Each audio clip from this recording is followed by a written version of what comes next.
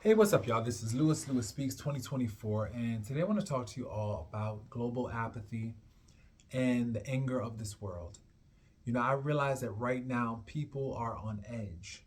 We are living in a time right now where people are extremely frustrated, they're angry, they're scared, they are, as the Bible puts it, faint out of fear. And I think this is the result of so many different things. When you think about what has been happening on a large scale between the crisis in Palestine, COVID 19 still rearing its ugly head, racism, sexism, classism, police brutality, inflation. When you think about all those different social ills, you realize that creates a recipe of frustration and also global apathy. I think many of us have compassion fatigue. We are experiencing just so many different forms of grief, from anticipatory grief to disenfranchised grief, the grief that comes about when you can't openly discuss a particular trial or tribulation because of the stigma attached to that. We are just overwhelmed. We are all overwhelmed, and it's resulting in not only global apathy, where we're no longer caring as much as we did, it's also resulting in this mass and collective anger. And I think a lot of people feel angry because they feel like they have no support. That's a major feature that I've noticed. They feel unsupported. They don't feel supported by their families. They don't feel supported by their friends. They don't feel supported at work. And it's this lack of support that's making people feel as though they have to take on so many different roles. And the weight is really upsetting. It's frustrating. I know single mothers out there without the benefit of a partner. They're angry because they just don't have anybody who can share the load, anybody who can share the responsibility. Single dads are out there, same reason. They just feel as though they're out here fighting alone. They don't have that support network. And I think a lot of times also people are angry because they feel like they can't be themselves, but rather they have to be what is necessary to survive. I felt this way in many different spaces. I feel like I can't be myself in certain spaces. I have to be what works. And what works is not always necessarily who I am or who I feel comfortable being, but I feel like I've had to step out of my comfort zone and be a person that I really don't like being. And to give you an example, I realized that I like to cooperate with people. But within certain spaces, I feel like it's dangerous to cooperate with people because what ends up happening is that you're doing all the cooperation and all the cooperating, and other people are doing all the oppressing. They're benefiting from your cooperation, but it's not reciprocated. So here you are, cooperating, trying to uplift, trying to inspire, trying to support, trying to provide positive reinforcement for their thinking, but you're not getting that energy back. You're getting undue pushback. You're getting opposition. You're getting constantly challenged and undermined. So you start to realize that, wait a minute, hold up. I'm sitting here giving you support, but I'm not getting that back. Okay, now I'm going to have to be someone else. And it's this feeling like you have to always be someone else in order to survive, just to survive. You don't feel as though you're thriving. And I think that that's a sign of, like, I guess, working within a toxic space or just being in a toxic, whether it be a relationship, whether it be work, whether it be anything. That is a classic sign that it's a toxic environment, because if you feel as though you cannot be yourself comfortably without there being a negative consequence, and that's the key, without there being some kind of negative consequence, and that space is not for you. And that's what I had to really come to terms with. And so that made me angry. That made me so angry because I realized that, wait a minute, I'm a beautiful person, but yet still I have to transform to survive and adapt within certain spaces. And it's uncomfortable. And I think a lot of people are feeling that right now. There's a lot of moral burnout and moral injury, where people are constantly being asked to stretch their definitions of morality just to accommodate so many different ideas, so many different viewpoints, so many different individuals. And that constant stretching of your value system, that constant elongation of your principles, trying to adapt, it's taking its toll. People these days, they have such conflicting morals in general. I think a lot of times it's the result of trying to always universalize everything, trying to make it palatable for everybody. And you have to realize, what I've realized is that not everything is for everybody, and that's okay. That's okay. I can respect somebody's difference, but I also realize that I need to hang out with people and I need to be around spaces that validate my thinking, spaces that really are in alignment with my morals and my principles and my values. Because I think, to be honest, working within spaces and being within spaces with people that don't share your same thinking, over time, it wears on you. It wears on you. You get frustrated. You realize that burnout starts to seep in. And that's what I feel. Like, truth be told, I just think there's this collective feeling of apathy and exhaustion and fatigue. A lot of people are fatigued. It's burnout. It's just vicarious trauma of always being around people who are dysfunctional, people who don't want to do better or are not motivated to do better. It wears on you.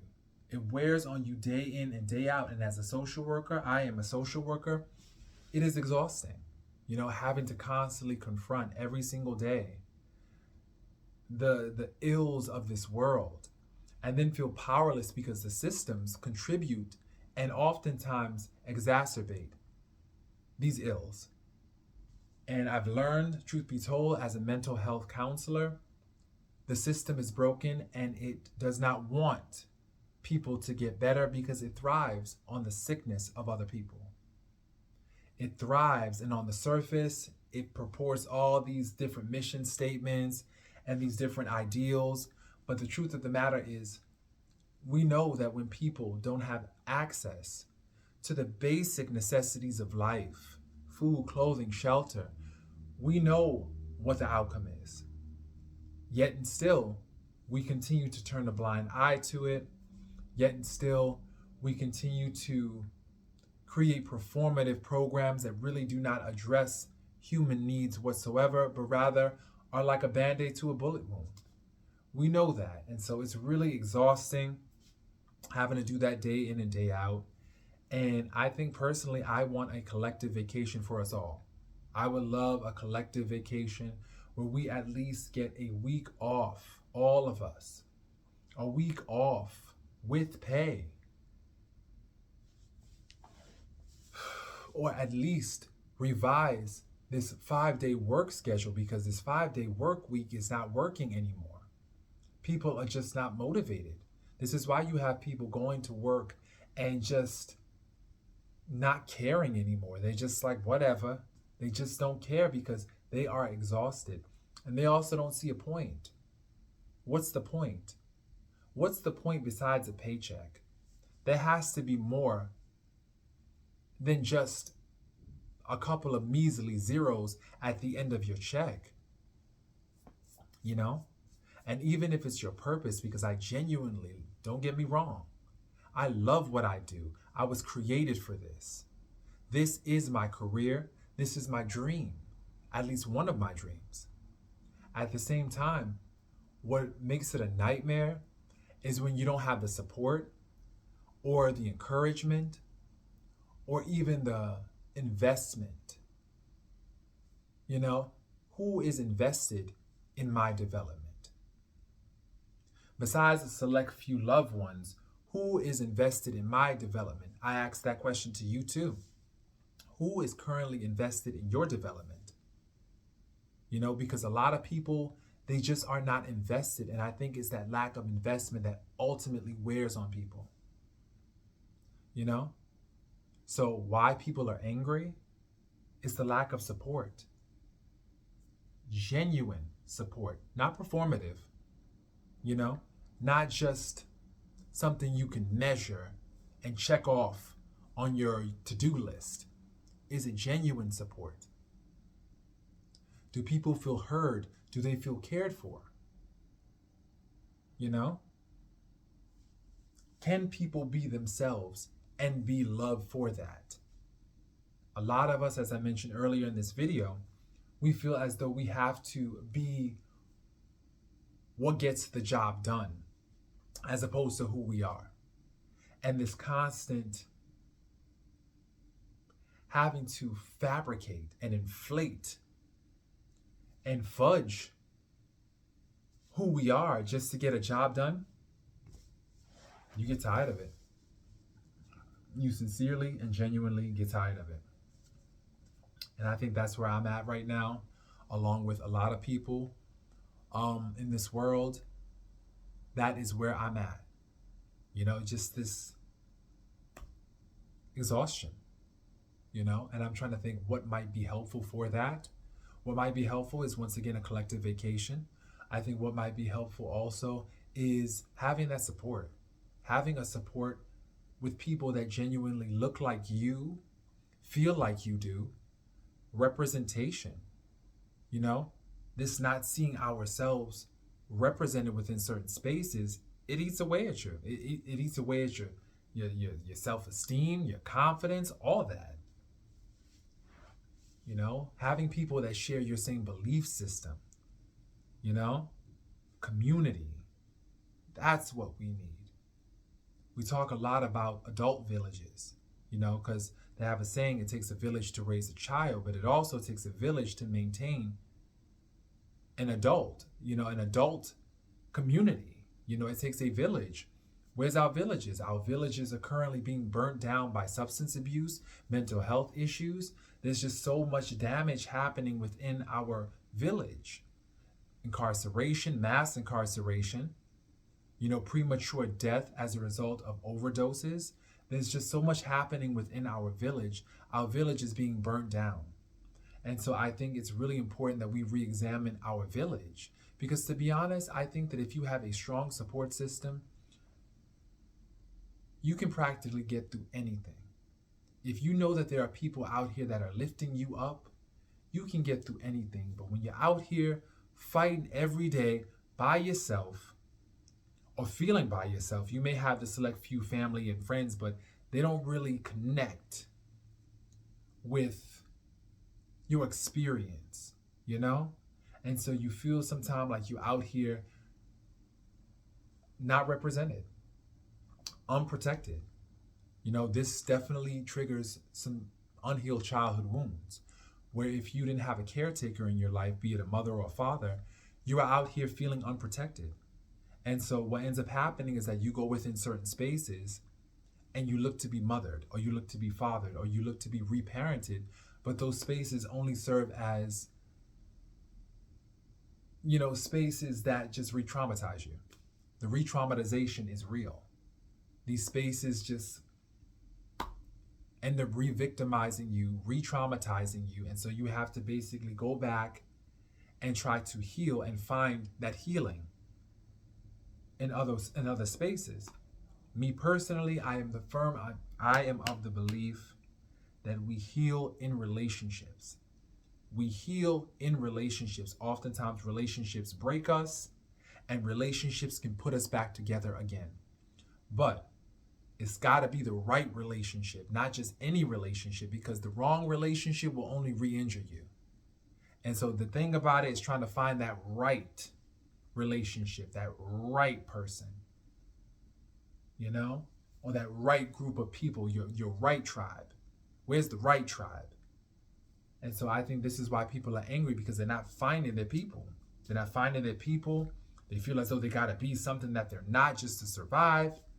They feel as though they don't have this adequate support system. So there's just all these factors, plus add on to that the social ills of this world, and you have a recipe for disaster.